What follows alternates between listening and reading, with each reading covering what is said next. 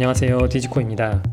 오늘은 Fast AI 온라인 강의 3강 내용 중에서 앱리스트 이미지를 분류하는 부분의 코드 실습을 해볼 건데요. 강의에서는 앱리스트의 숫자 3과 7을 분류하는 내용을 다루지만 저는 여기서 약간 다르게 패션 앱리스트라고 하는 다른 데이터셋을 사용해서 두 가지의 다른 패션 아이템을 분류하는 그런 코드를 짜 보도록 하겠습니다. 먼저 필요한 패키지들을 인스톨하겠습니다. 그리고 인스톨한 패키지들을 임포트 하도록 하겠습니다.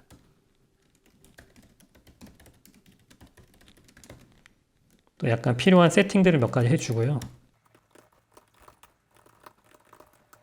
혹시 나중에 똑같은 코드를 재확인해야 될 수도 있으므로 시드 값을 고정을 해놓고 시작하겠습니다. 일단 데이터 준비 작업이 필요한데요.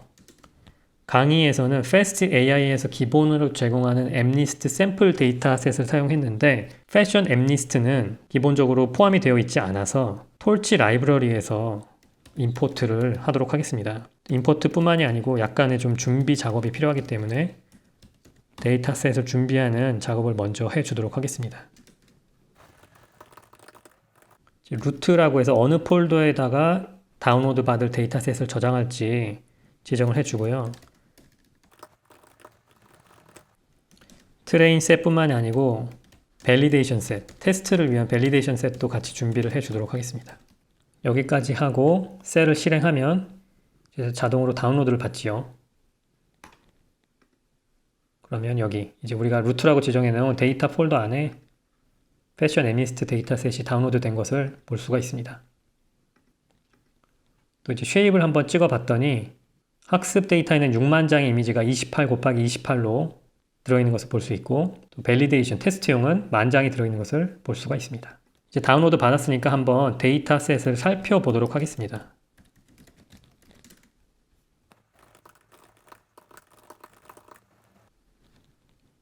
데이터셋 안에는 타겟이라고 해서 10가지 분류 중 정답에 맞는 그 레이블들이 이제 숫자로 이렇게 쭉 나열이 되어 있고요.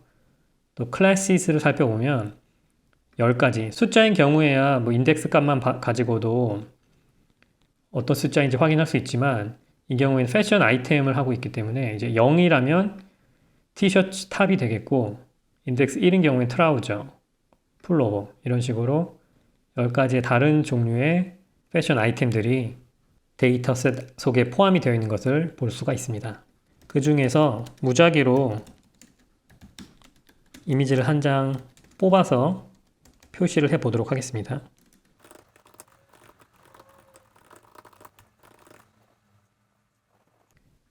트레인 셋 인덱스 111번째의 이미지를 한번 뽑아 봤더니 이렇게 28 곱하기 28의 사진이 나오고 앵클 부트라고 적혀 있네요.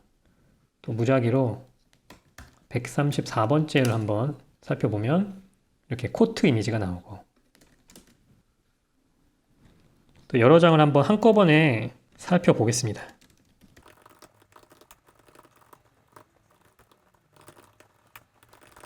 현재 데이터셋에는 이런 10가지 아이템들이 이제 섞여 있는데 지금 할 것은 바이너리 클래시피케이션 두 가지 종류를 분류할 것이기 때문에 여기서 우리가 필요한 부분만 뽑아줄 필요가 있습니다. 한번 어떤 아이템들을 구분하는 코드를 짜 볼까요?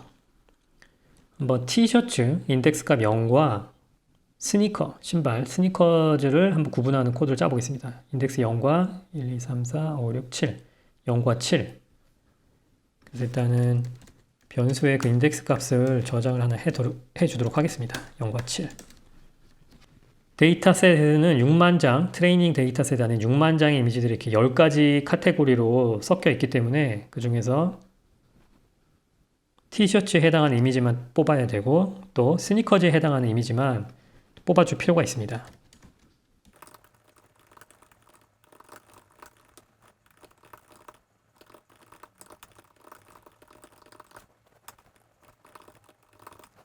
그렇게 뽑았더니 이제 각 카테고리마다 이제 6,000장씩으로 뽑혔네요. 그렇죠? 셔츠는 6,000, 스니커즈도 6,000장. 마찬가지로 밸리데이션 셋도 똑같은 과정을 거쳐 주도록 하겠습니다.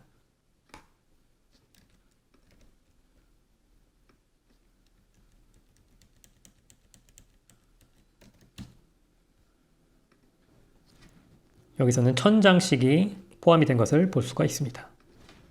이제는 데이터셋을 준비를 해야 되는데요. 몇 가지 과정을 거칠 필요가 있습니다. 두 종류를 먼저 합쳐줘야 될 필요가 있고요. concatenation이라고 하는데, 또 픽셀들을 이제 플래튼할 필요가 있죠. 28 곱하기 28로 되어 있는 것을 지금 우리는 뭐 합성곱 신경망, CNN 같은 구조를 사용하지 않고 아주 단순한 1차원적인 그런 데이터를 다룰 것이기 때문에 픽셀 데이터를 이제 플래튼 시켜줄 필요가 있고, 또 픽셀 값들이 현재로서는 0에서 255까지 값을 가지고 있는데 이를 0에서 1까지 값으로 노멀라이즈를 시켜주고요. 타겟 값이 원래의 인덱스인 0과 7이 아닌 0과 1로 변형을 시켜주도록 하겠습니다. 또 하나 더해서 데이터셋의 순서를 좀 랜덤하게 셔플링을 한번 해주도록 하겠습니다.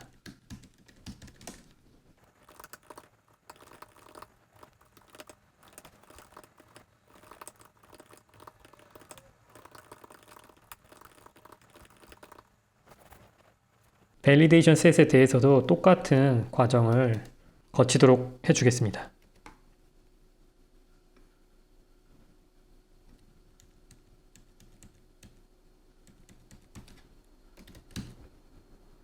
이제 형상을 살펴보면 원래는 각 카테고리별로 6000장이 있었는데 합쳐지면서 12000장, 또 밸리데이션 셋은 2000장씩, 그리고 28, 28 차원별로 따로 나눠져 있던 이제 픽셀의 위치들을 이제 784 한데 합쳐줬고요. 다음으로는 파이토치 데이터셋은 이제 튜플 X, Y로 되어 있는 튜플 형태를 요구하기 때문에 그에 맞춰서 데이터셋을 만들어 주도록 하겠습니다. 한번 첫 번째 항목을 살펴보면 튜플의 첫 번째에는 784로 해서 이미지 데이터가 들어있고 두 번째는 레이블이 들어있는 것을 볼 수가 있습니다. 그러면 로스를 구하는 것까지 과정을 단계별로 한번 살펴보면 일단 처음으로는 웨이트들을 이제 초기화를 해줘야 되겠죠.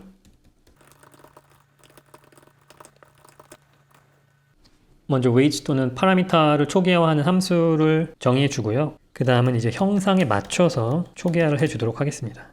바이아스 텀까지 넣어 주도록 하겠습니다. 두 번째로는 예측을 한번 해 주도록 하겠습니다. 예를 들어서 첫 번째 트레인드 셋을 가지고 매트릭스 멀티플리케이션을 해주는 것이죠. 이를 위해서 웨이트 매트릭스는 트랜스포즈를 해줬습니다. 트레인 셋에 들어있는 이미지의 각 픽셀 값에 대해서 각각 웨이트들을 곱해주는 그런 과정을 거치고 있는 것이죠. 예를 들자면은 이미지 데이터들은 이런 식으로 들어있고 웨이트들은 현재 형상을 보자면 이런 식의 형태로 띄고 있습니다. 강의에서는 따로 리니어 함수를 만들어서 매트릭스 멀티플리케이션을 해주고 있습니다. 만들어진 함수를 가지고 예측을 한번 해보면 현재는 정답이다 아니다를 말하는 게 사실 큰 의미는 없지만 이런 느낌으로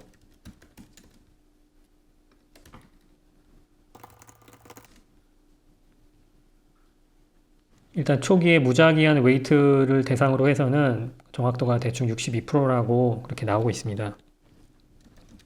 이어서 로스 값을 계산해 주는데 리그레션을 할 때에는 MSE, mean squared error를 로스 함수로 사용해 줬다면 여기서는 이제 두 가지의 이미지 카테고리를 분류하기 때문에 다른 방식의 로스 함수를 사용해 주도록 하겠습니다.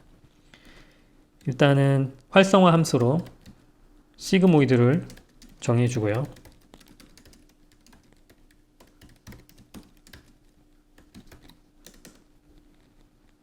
또 여기에 맞는 로스 함수 예측값과 정답값을 받아서 로스를 계산해 주도록 하겠습니다. 이 로스 함수를 어떻게 사용하는지에 대해서 살짝 예를 한번 들어보면 일단은 정답값이 이렇게 어레이로 리스트로 있다고 한다면 처음에는 셔츠고 그 다음 스니커, 그 다음 셔츠. 그럼 그 타겟이 1, 0, 1이라고 할게요.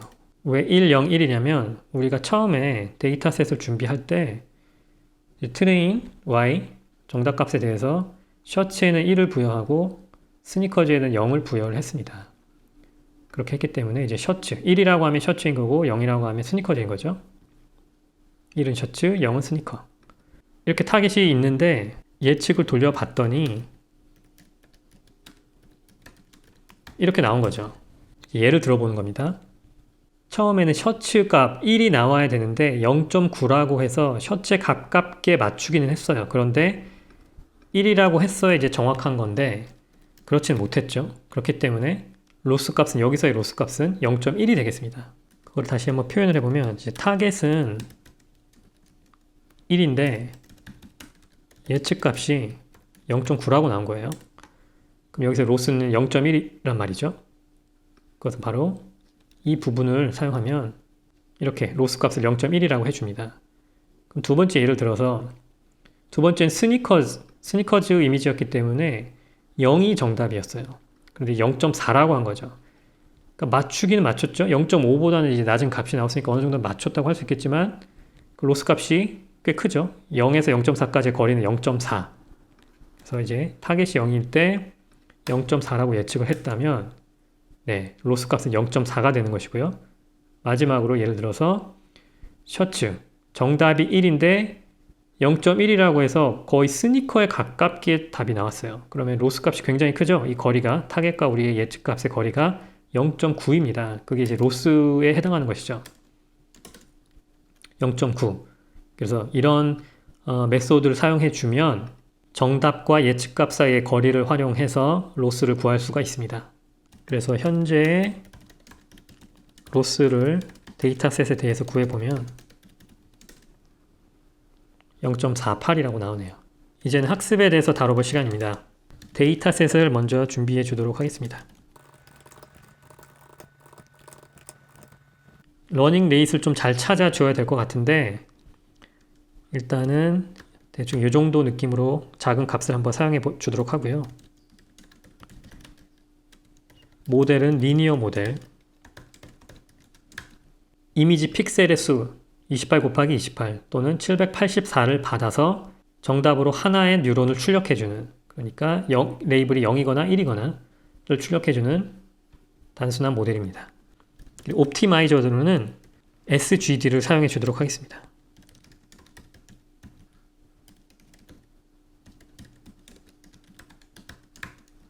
그리고 여러 이폭에 걸쳐서 학습할 수 있는 또 경사하강법을 사용해서 파라미터들을 업데이트 해줄 수 있는 함수들을 여러 개 정의를 하도록 하겠습니다.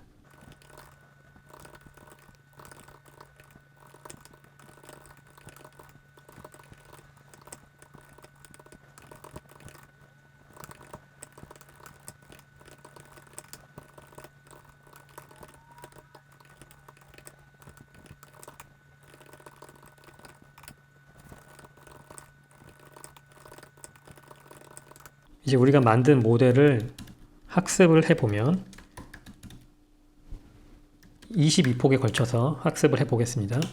처음부터 좀 너무 큰 정확도가 나왔는데 러닝 레이스를 좀 수정을 하고 다시 실행을 해보도록 하겠습니다.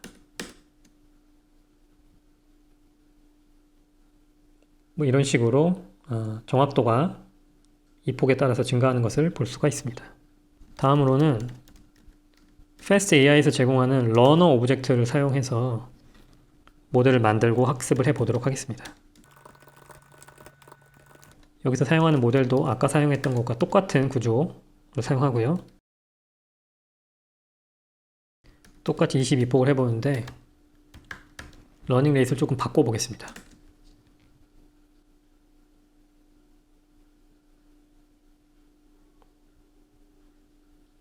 이런 느낌을 볼 수가 있습니다.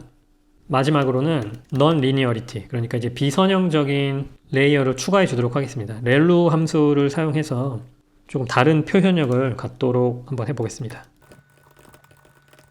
처음에는 이미지 픽셀 값을 받아서 30개의 뉴런을 출력을 하고 이를 렐루 레이어를 통해서 활성화 과정을 거치고 그 다음에 하나 레이어를 더 더해서 그 30개 뉴런을 하나의 정답값으로 바꾸는 그런 모델을 만들어 주고 이를 활용해서 다시 한번 run 오브젝트를 만들도록 하겠습니다.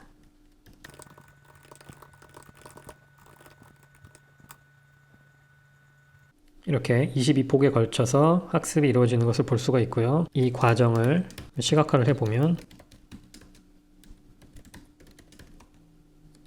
이런 느낌이네요. 러닝 레이트를 한번 조금 크게 하면 어떨까요?